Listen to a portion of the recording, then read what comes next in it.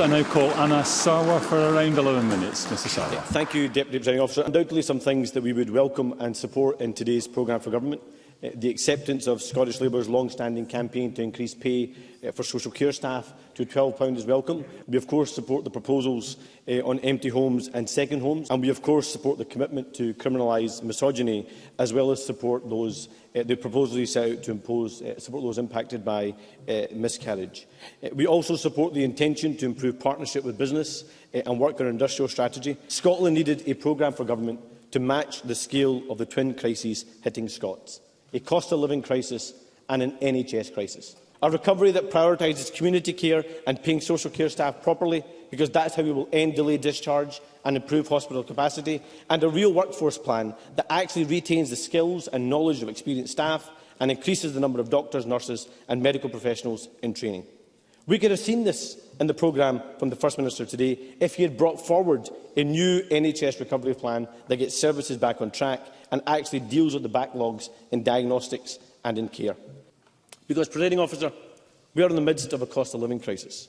Families across this country are facing far too many hardships. Right now, there are mothers in Scotland who are skipping meals in order to feed their children. That is the heartbreaking reality of, yes, Tory economic incompetence and failure. The Tories crashed the economy and caused the hikes in interest rates, which are causing so much misery on households here. Now, Labour asked the Scottish Government to help with the cost of commuting by following examples from elsewhere to cap bus fares and freeze the cost of rail travel. We called for the excess cash reserves of Scottish Water to be repurposed as a £100 water bill rebate, and we set out proposals for a mortgage rescue scheme to ensure no one lost their home because of the Tory economic chaos. Deputy Presiding Officer, we've had a Scottish Parliament now for 24 years, and I think it's right that many have viewed our Parliament as a social policy Parliament, but it also hasn't been strong enough on economic policy, and that has left Scottish workers being let down, workers facing the pinch and weakening the potential of our growth. And that's why we have got to put economic strategy, economic growth, as well as social policy at the heart of this Parliament if we are going to confront both the cost of living crisis and the cost of doing business crisis as well. Thank you, Presiding Officer. And if I quote from the Scottish Government's own figures, their estimate is that this year nearly 1 million households, technically 980,000 households, that is 39% of Scotland's households, will be in fuel poverty. So we urgently need action. There was nothing today that will begin to tackle that challenge.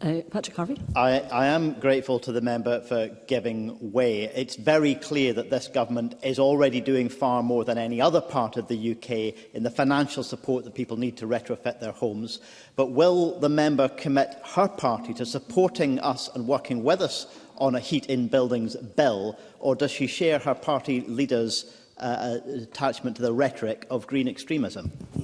Sarah Boyack. No, the whole point is it needs to be practical. It needs to tackle the cost of living crisis. Thank you, Presiding Officer. The NHS crisis and our cost of living crisis. When nothing is working as it should, people are desperate for hope and people are desperate for change. And the pay packet is increasingly gone long before the end of the week. Bills are continuing to rise and everyone, everywhere, is paying the price of Tory economic incompetence. So anyone watching Jeremy Hunt on the Laura Kuenssberg show saw him stating that cutting inflation from 10% to 5% puts 5 pence in every pound back in your pocket. Really, he's actually the real-life Chancellor, utterly clueless as to what inflation actually is, let alone how to deal with it. Unashamedly pro-growth were his words, but absolutely nothing in the speech as to how it would ever happen. No plan whatsoever. Nothing at all to say about what he would do to make the growth appear. Wishing won't make it true, Presiding Officer. It requires a plan that's based in substance. And there was a fleeting, certainly. Ross Greer. I'm just wondering on that point of a lack of a plan, if Mr Marra missed the bit of the First Minister's speech where he announced the new sectoral deal for wind and planning reforms that will take us from having twice the rate of growth in renewables as England to something far beyond that. Did Mr Marra miss the bit where the First Minister outlined specific plans to grow our renewables industry? Michael Marra. those plans will be absolutely turbocharged. I would say that there was a fleeting mention of Scotland's outstanding universities in the First Minister's speech in the context of the economy. John Swinney raised the issue of childcare and the investment that has been made by the SNP government. And just yesterday, Paul O'Kane, MSP, led a Labour roundtable meeting of anti-poverty organisations that stressed the issue of the lack of access for poorer families and the need to increase action in that regard. And I would say to Mr Swinney that I think in my reading of the programme today, there are some signs of amendments to the programme that might actually begin to deal with some of those problems in terms of access. So I hope he would recognise that it is a challenge recognised by anti-poverty organisations, and that we need to see change to make sure that happens. Because we do need to get that right. Flexibility is key. The ability of a parent to take an extra shift in a supermarket or any place of work is absolutely critical if we're going to deal with issues of poverty. And I now call on Deputy First Minister Shona Robertson to close the debate on behalf of the Scottish Government. Thank you, Deputy Presiding Officer. This year's programme for government shows how the Scottish Government will continue to support people and communities across Scotland to thrive and live more positive lives in a fairer, more equal society. The current financial situation is challenging. It's challenging for households, businesses and, of course, as many have said, the wider public finances. And I know that this is a worrying time for many. So within this context, the Government has published an ambitious anti-poverty, pro-growth programme for government, which will support Scotland's progress towards the fairer, wealthier and greener Scotland that we want to see. As the First Minister stated earlier, this Government will always support the people of Scotland to succeed, particularly when times are difficult. This programme for government demonstrates our commitment to prioritising providing support to those who need it most, and we will use every power at our disposal to protect the vulnerable in our society and to build strong, cohesive and vibrant communities. I want to turn to some of the points that have been made by members. Anna Sarwar says that this Government focuses too much on social policy. We make no apology for focusing on social policy that has lifted 90,000 children out of poverty. We heard a number of speeches from Labour benches talking about we need to do more, we need to go faster. But Anna Sarwar wants to keep the bedroom tax, the two-child limit. He wants to make the rape clause fairer. He wants to turn his back on progressive taxation. He wants to back off environmental policies. How does any of that help to either address poverty or the environmental crisis facing this planet?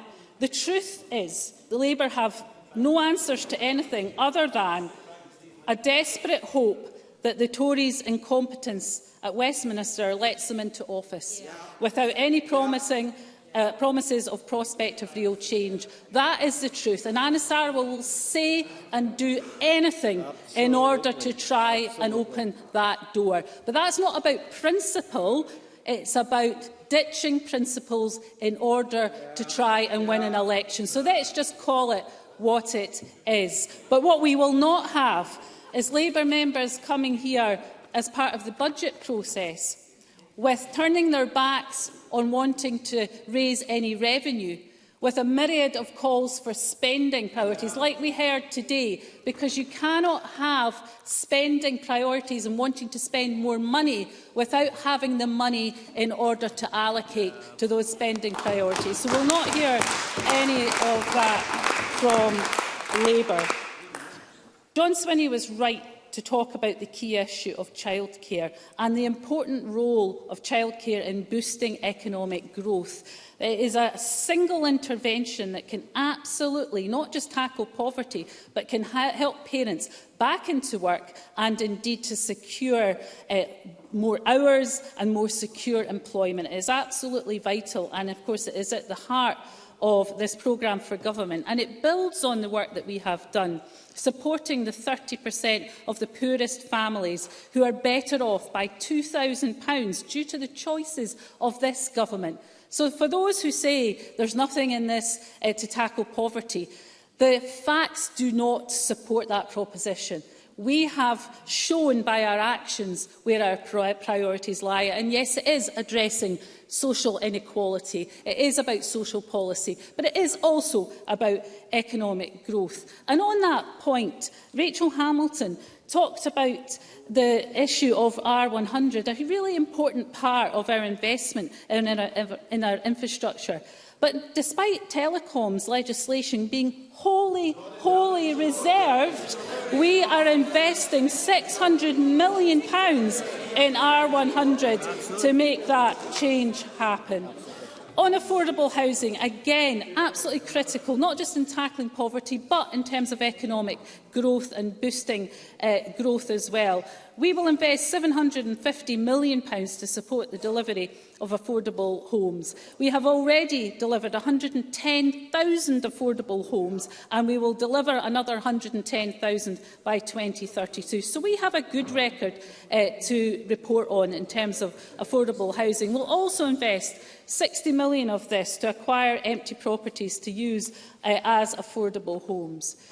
Ross Greer was absolutely right about fair work principles attached to grants and contracts, and the sectoral fair work agreements announced in today's programme for government builds on this, and that is hugely important. I want to end on the point that Liz Smith made, if I can just do that.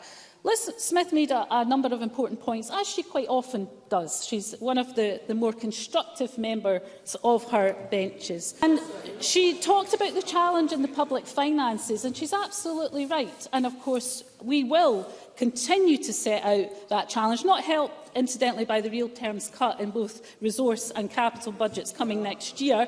But in terms of that medium-term financial strategy, we absolutely need to take the action. And part of that is about reform. Part of it is about modelling the public sector in terms of the needs over the next 10 years, and to make sure it delivers in a way that is efficient and delivering for the people's priorities. So we will do that, and if we can get support across this chamber to do that, then we will. And of course, on tax, I am chairing the tax strategy group, working with experts to make sure that we land in the space of having a tax system that is progressive and is fair.